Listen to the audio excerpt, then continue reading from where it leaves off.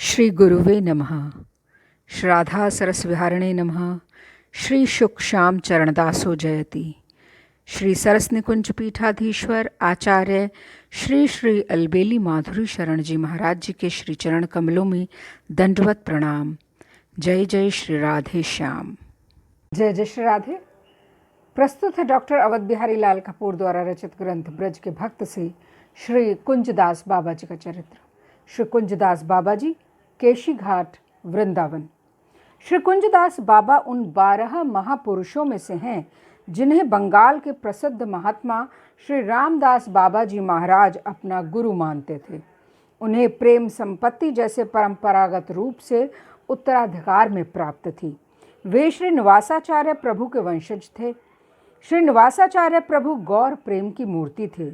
उनका वर्ण गौरांग महाप्रभु की तरह तपे सोने का सा था। उन्हीं की तरह वह सर्वांग सुंदर और भक्ति भाव से संपन्न थे। कहते हैं कि वे उनके द्वितीय कलेवर भी थे। श्री कुंजदास बाबा जी भी सर्वांग सुंदर गौर वर्ण के और निवासाचार्य प्रभु की तरह आरंभ से ही असाधारण भक्ति भाव संपन्न थे। मानभूम के अंतर्गत जबडरा ग्राम के श्री नदिया चांद गोस्वामी के घर उनका जन्म हुआ। यज्ञोपवीत, विद्या अध्ययन और चैतन्य चरितमृत के पाठ के पश्चात गौर प्रेम में उन्मत्त हो अल्पावस्था में घर से निकल पड़े। श्रीपाद हीरापुर ग्राम जाकर श्रीनिवासाचार्य प्रभु के वंशधर श्री कृष्णचंद्र ठाकुर से दीक्षा ली। पुरी धाम की यात्रा कर गंगा माता मठ के श्री राधा चरणदास बाबा जी से विरक्त वेश लिया। फिर चारों धाम की यात्रा को निकल पड़े। यात्रा से लौटकर एक दिन कृष्ण नगर में एक वृक्ष के नीचे बैठे भजन कर रहे थे। भजन करते करते तंद्रा आ गई। तंद्रा की अवस्था में श्री निवासाचार्य प्रभु ने दर्शन देकर कहा, वृंदावन जाकर भजन करो। बस वे वृंदावन के लिए चल पड़े। वहां पहुंचकर यमुना स्नान किया। केशी घाट पर बैठकर चिंता करने लगे, क्या करें, कहाँ जाएं। उसी समय निकट की गुफा से एक वृद्ध महात्मा निकले। उन्हें निकट बुलाकर बोले, चिंता मत करो, उस कुटिया में रहकर भजन करो। केशी घाट पर स्थित जिस कुटिया की ओर उन्होंने संकेत किया वही अब अपने वर्तमान रूप में गौड़ेश्वर ठौर के नाम से प्रसिद्ध है। उस कुटिया में रहकर वे भजन करने लगे। भजन करते कुछ दिन बीते। एक दिन फिर उन्हें श्री निवासाचार्य प्रभु के दर्शन हुए। उन्होंने कहा, तुम संत सेवा किया करो, इसी से तुम्हें अभीष्ट प्राप्ति होगी। वे संत सेवा करने लगे। पंडित रामकृष्णदास बाबा, श्री राधिकानाथ गोस्वामी प्रभु, श्री मनोहर दास बाबा, श्री विष्णुदास बाबा आदि का संग भी किया करते रहे। उनके संग के प्रभाव से भजन में उनका आवेश धीरे धीरे बढ़ गया और संत सेवा छूट गई। तब उन्हें महाप्रभु के अभिन्न परिकर श्री गदाधर पंडित के दर्शन हुए। उन्होंने संत सेवा न छोड़ने का आदेश दिया। उनका आदेश शिरोधार्य कर उन्होंने फिर संत सेवा प्रारंभ की।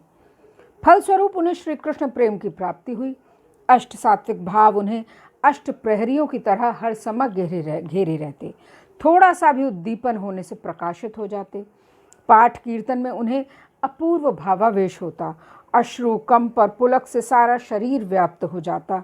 बीच बीच में ऐसी हुंकार भरते जैसे दिशाएं गूंज उठती। मूर्छा भी कभी कभी आ जाती। नगर कीर्तन में उद्दंड नृत्य करते करते वे मूर्छित हो जाते। लोग उन्हें अपने कंधों पर ले चलते या उन्हें घेर कर नृत्य कीर्तन करने लगते। ऐसी अवस्था में वे 2-3 प्रहर तक आनंदम बुद्धि में डूबे रहते। बाह्य जगत और अपने शरीर की सुधि बिल्कुल भूले रहते। प्राण गोपाल प्रभु और श्री राधिकानाथ प्रभु अपने पाठ में उन्हें मुख्य श्रोता के रूप में सामने बैठाते और उनके भाव भूषित देह को देख देख स्वयं भाव में डूबकर कथा को एक अनूठे और अधिक प्रभावशाली ढंग से प्रस्तुत करने में समर्थ होते। उनकी लीला चिंतन की रीति निराली थी। वे पहले महाप्रभु का चिंतन करते हुए बांसुरी बजाते। उनकी बांसुरी की मधुर धुन सुन महाप्रभु को श्री कृष्ण की बंशी ध्वनि का उद्दीपन होता। वे अभिसारिणी राधा के भाव से भावित हो भाव देह से यमुना पुलिन में श्री कृष्ण से जा मिलते। कुंजदास बाबा भी चिंतन में अपने मंजरी स्वरूप से उनका अनुगमन करते। वहाँ रासलीला और जलकेली आदि का दर्शन करते। गुरु रूपा मंजरी के अनुगत्य में आवश्यकता अनुसार जुगल की सेवा करते। कभी कभी यमुना स्नान करते समय उन्हें श्री कृष्ण की गोपिकाओं के साथ जल केली लीला का उद्दीपन हो जाता तो वे भावाविष्ट अवस्था में घंटों जल में बैठे रहते। एक बार उनके पैर में सेप्टिक हो गया, ऑपरेशन की आवश्यकता पड़ी। डॉक्टर ने क्लोरोफॉर्म सूंघाने को कहा। वे बोले, क्लोरोफॉर्म नहीं, ऐसे ही ऑपरेशन कर दो। ऑपरेशन के पूर्व उन्होंने अपनी वृत्ति अंतर्मुखी कर ली और लीला चिंतन में डूब गए। डॉक्टर ऑपरेशन कर चुका तो भी संज्ञाहीन जैसे स्थिर बैठे रहे। उसने हिला डुलाकर कहा, बाबा ऑपरेशन हो गया। तब उन्हें किंचित बाह्य ज्ञान हुआ। बाह्य ज्ञान होते ही वेदना का अनुभव हुआ। तब उन्होंने एक बार सी की और फिर लीला में डूब गए। कुंजदास बाबा ने गौड़ मंडल में और उत्तर प्रदेश के हाथरस आदि स्थानों में जा जाकर भक्ति का बहुत प्रचार किया। उनके अनेकों शिष्य हुए। शिष्यों के सहयोग से उन्होंने अपनी भजन स्थली को वर्तमान गौड़ेश्वर ठौर का रूप दिया। उसमें प्राण गौर नित्यानंद के श्री विग्रहों की प्रतिष्ठा की और पर्याप्त भू संपत्ति जुटाकर साधु सेवा की स्थायी व्यवस्था की।